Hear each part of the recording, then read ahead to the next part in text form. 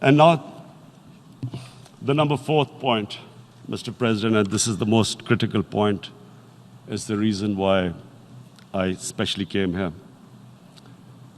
It is about what is happening in Kashmir. Before I go on this, I want to make one thing clear, that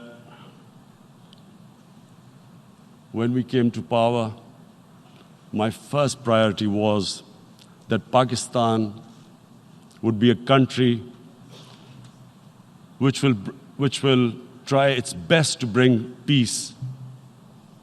We had been through this war on terror. We joined the United States war on terror after 2001. And Pakistan went through one of its worst periods where 70,000 Pakistanis died and over 150 billion was lost to our economy. And Mr. President, I opposed the war because in the 80s, Pakistan had joined the Western countries in what was the freedom struggle then in Afghanistan against the Soviets. And it was funded by the Western countries. These Mujahideen groups, which were treated in guerrilla warfare, were trained by Pakistan Army, funded by the Western countries, and especially US, and they waged what was a freedom struggle in Afghanistan. The Soviets called them terrorists. We called them freedom fighters. 1989, the Soviets retreated. The Americans packed up and left. Pakistan was left with these groups. Come 9/11, Pakistan joined the United States in this war on terror.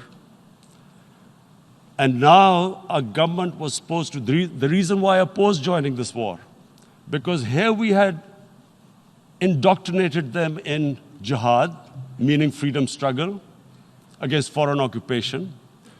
Now, because we had joined the US, and the US had occupied Afghanistan, now we were supposed to tell them that, no, this is not freedom struggle and jihad, it's terrorism. So that's why I tried to tell then government that, stay neutral because you will have leverage over them. You will be able to control them. But if you join them, you become collaborators and they will attack you, which is what happened. They turned against us. We went through a nightmare. 70,000 people killed in a war we had nothing to do with. No Pakistani was involved in 9/11. Taliban were in Afghanistan. Al-Qaeda was in Afghanistan. What had we to do with it? 70,000 Pakistanis died. So when we came to power, we decided that we would dismantle what was left of these groups. And this decision was taken not just by us, but by all the political parties in Pakistan. Unfortunately, they didn't implement it. So we came to power, we decided to implement it, and we dismantled whatever was left of the groups. And I know that India keeps accusing us that there are these groups there. I would like the United Nations to send observers, see for themselves what we've done. No Pakistani government would have dared to do this because it would have created strife. But we decided that there would be no militant organizations in Pakistan.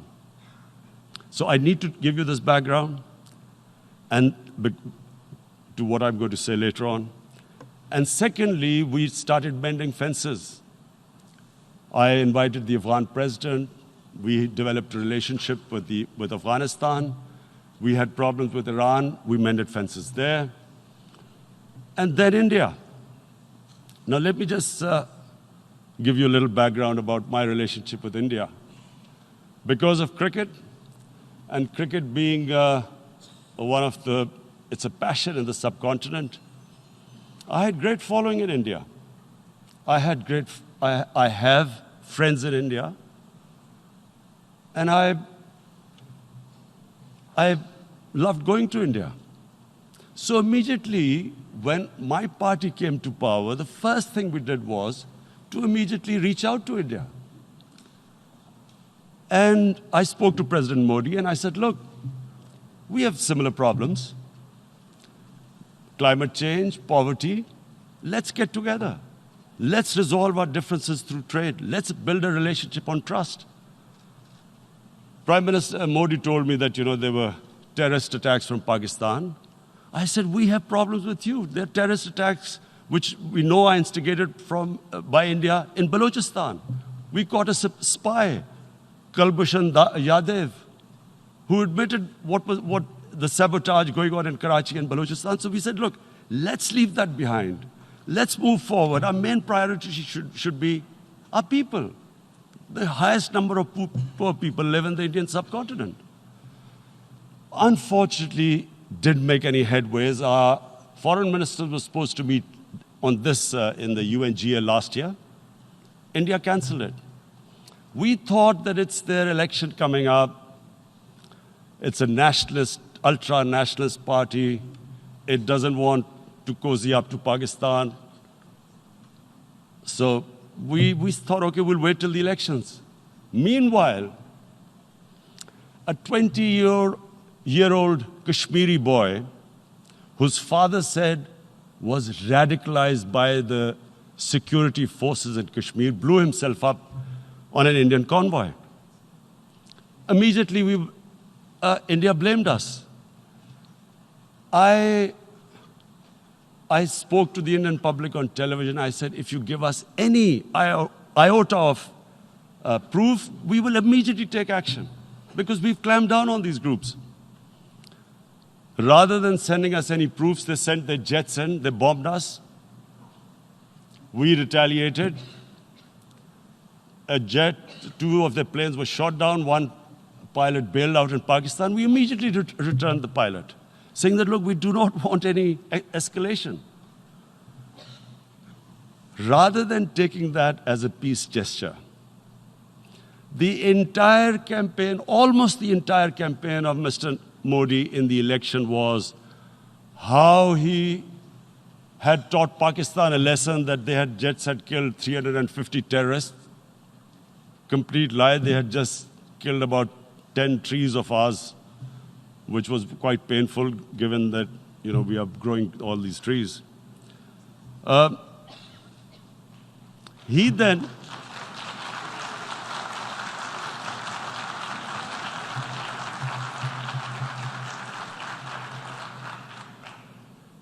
the election campaign, Mr. Modi used words like, this is just a trailer, the movie is about to start. I went into Pakistan and taught them a lesson. This was the election campaign. Okay, so we thought, us politicians make all these statements to win elections. So, okay, after elections, we'll get back to our normal relationship. Well, the moment the elections ended, we approached India, no response, but then we discovered they were trying to push us in the FATF blacklist to bankrupt us. That's when we realized there was an agenda. And that agenda became obvious on the 5th August when India went against 11 United Nations Security Council resolutions which say that Kashmir is a disputed territory and the people of Kashmir have the right of self-determination. They went against that. They went against Simla Accord, which is about bilateral, sorting out our differences through bilateral means, went against that. They actually went against the Indian Constitution. Illegally, they revoked Article 370, which gave Kashmir the special status.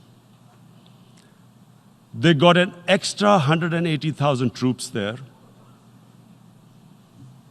Total number of security forces in Kashmir now are 900,000. And they put 8 million people of Kashmir under curfew.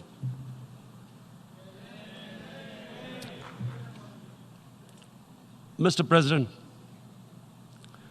now I just briefly want to make the people understand how can anyone do something like this? And for that, I have to explain to you what is RSS. RSS, Mr. Narendra Modi is a life member of RSS. RSS was an organization that was inspired by Adolf Hitler and Mussolini, came about in 1925. They believed in racial purity, racial superiority. They also believed they were an Aryan race like the Nazi believed they were an Aryan race. All that I'm saying can be verified. This is the time of information revolution. You can Google all this, what I'm saying. But it is very important for me to explain this to you so you know what is happening in India. This RSS believed in the ethnic cleansing of Muslims from India. At one point, there was racial superiority of the Hindu race. Secondly, it was hatred for the Muslims and for the Christians because they believed that this golden age of Hindu civilization was stopped because of Muslim rule centuries back and then the British rule of India. So it was racial superiority and hatred for Muslims and Christians. This is openly stated. You look at the founding fathers of RSS, Golwalkar and Savarkar. Just Google them and you'll find out. And this ideology of hate is what murdered the great Mahatma Gandhi in 1948. It was this ideology of hate that made Narendra Modi in 2002 do a pogrom against Muslims in Gujarat when he was the chief minister. He allowed 3 days for these RSS goons who were inspired by the Hitler brown shirts. They actually wear brown shirts. This RSS, the Congress Home Minister gave a statement that in RSS camps, terrorists are being trained. And these terrorists butchered 2,000 Muslims and 150,000 Muslims were made homeless. Narendra Modi could not travel to the US because of that. And I need to make you understand this background before I explain to you that what sort of a mindset would lay siege to 8 million people with 900,000 troops. Women, children, sick people, locked in as animals. In fact, of what I know of England, if 8 million animals were locked in, the RSPCA would have made a lot of noise about it. These are human beings.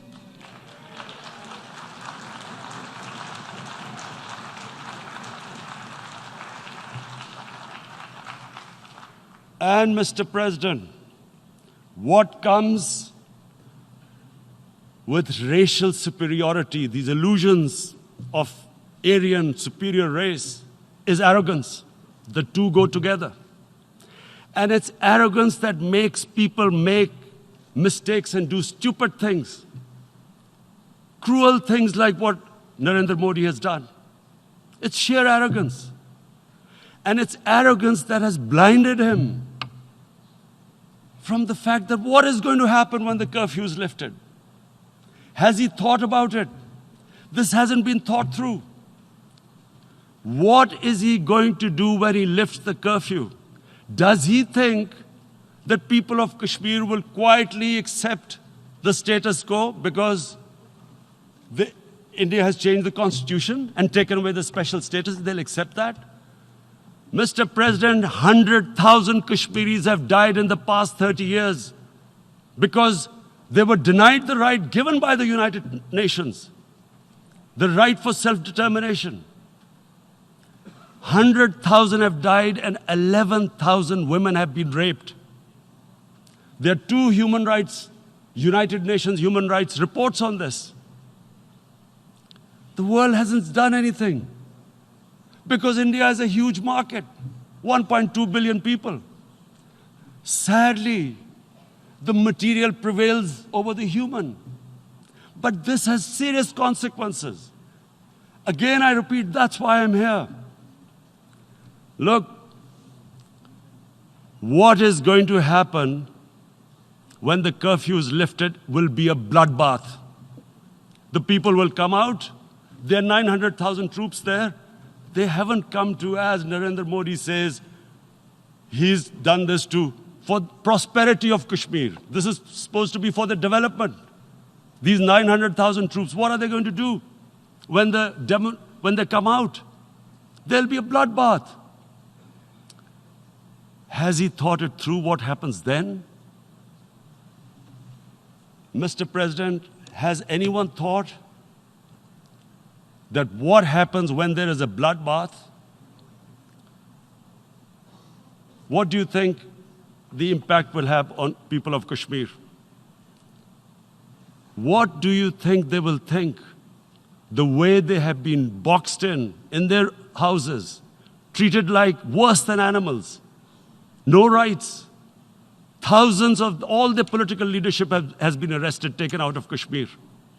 Even those Kashmiri leaders who were pro-India have been taken out. 13,000 boys have been picked up and taken to God knows which destinations. So what do they think? What will the people of Kashmir do when they lift the curfew? They will be out in the streets. And what will these soldiers do? They will shoot them. They've already used pellet guns, blinded young boys. In the last 6 years, the 5 years, the oppression that has gone on in Kashmir. And so, Kashmiris will be further radicalized. Mr. President, there will be another Pulwama.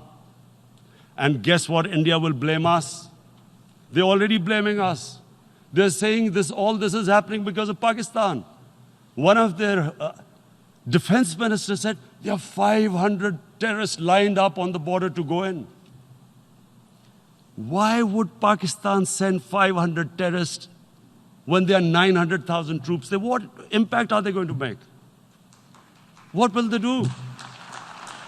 And don't we know that the moment there is some terrorist attack, all that will happen is there'll be further cruelty and oppression of the people of Kashmir.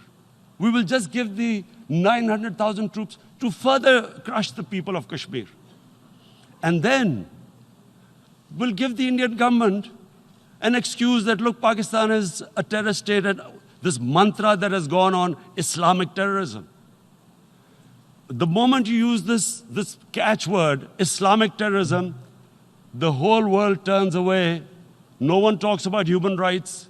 You can do whatever you want, which is what has happened in Kashmir, because they keep using this word, Islamic terrorism. And this is what they're doing right now. What do we benefit from further increasing the cruelty on the people of Kashmir? And why would we want this? But there is no other narrative left for India. As when they lift the curfew, whatever happens, Pakistan will be blamed, and there is always a danger of another Pulwama. They might come and bomb us again, and then another cycle might start. And what does Narendra Modi think? That 180 million Muslims of India are thinking right now. Aren't they watching these Kashmiris stuck inside for 55 days they've been stuck in? Aren't they watching? What do you think? Don't you think that the Muslims will be radicalized in India? And I'm talking about 180 million people. And when they get radicalized, there will be some incident in India somewhere down the line. Again, we will be blamed. And I'm warning you right now, again, we will be blamed. And Mr. President, what about 1.3 billion Muslims who are watching this? And they know that it is only happening in Kashmir because they're Kashmiri Muslims. This is not happening to Kashmiri Hindus. They know that this is happening because of their religion. So what do you think they will be thinking? What do you think the Jewish community would think if there were, forget 8 million, 8,000 Jews stuck like this? What do you think Europeans would think? What do we think? I mean, any human community, if their members are stuck like that, what do you think they will think? Are we a children of a lesser God? Is it not going to cause us pain? And then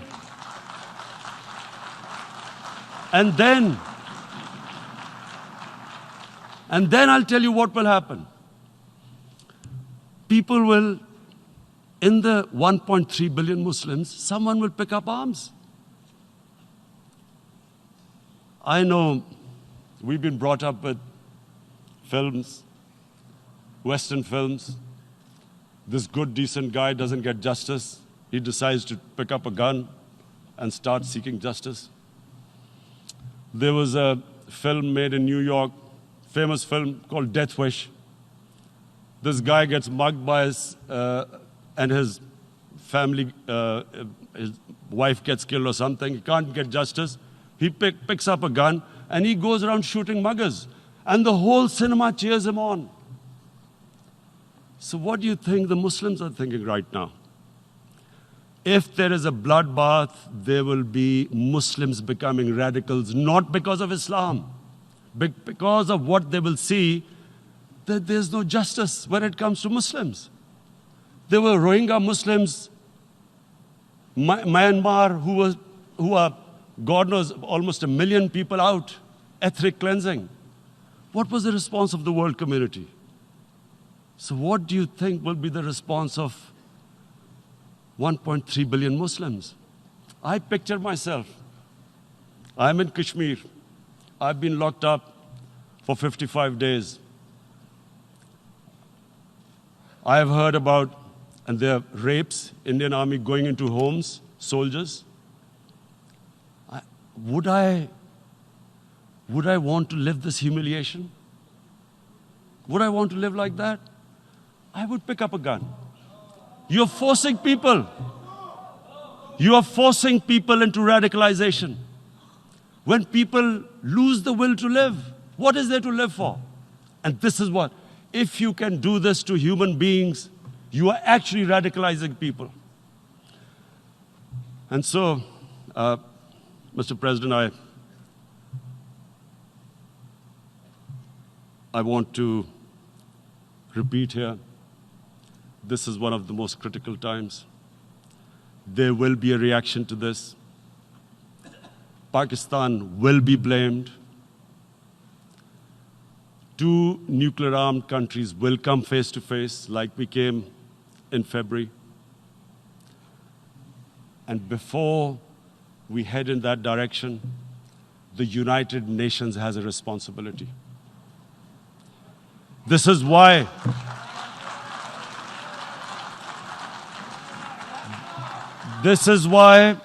the United Nations came into being in 1945.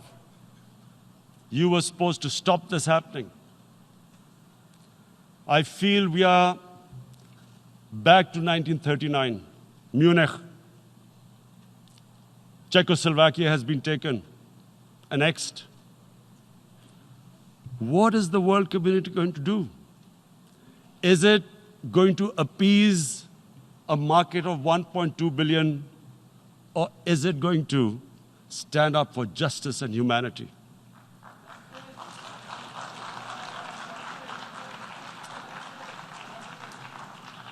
If this goes wrong, you hope for the best, but be prepared for the worst.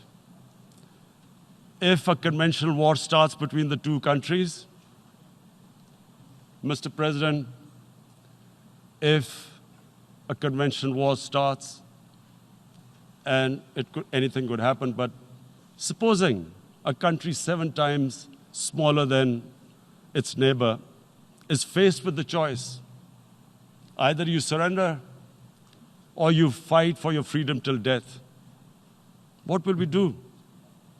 I ask myself this question. And my belief is, la ilaha illallah, there is no God but one. And we will fight. And when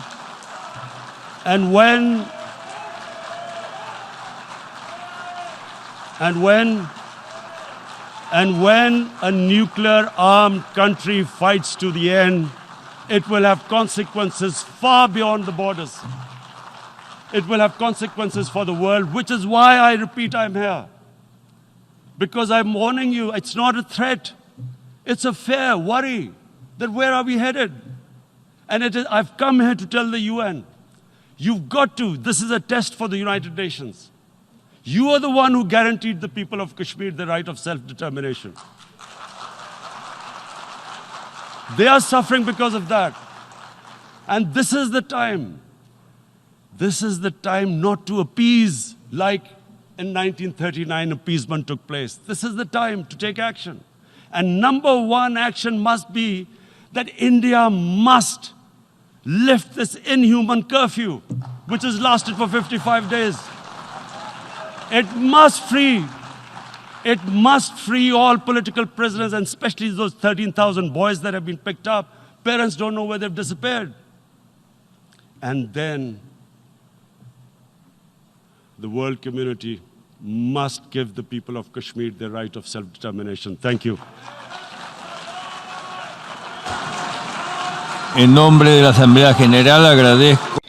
On behalf of the General Assembly, I would like to thank His Excellency, the Prime Minister of Pakistan, and I ask protocol to escort His Excellency.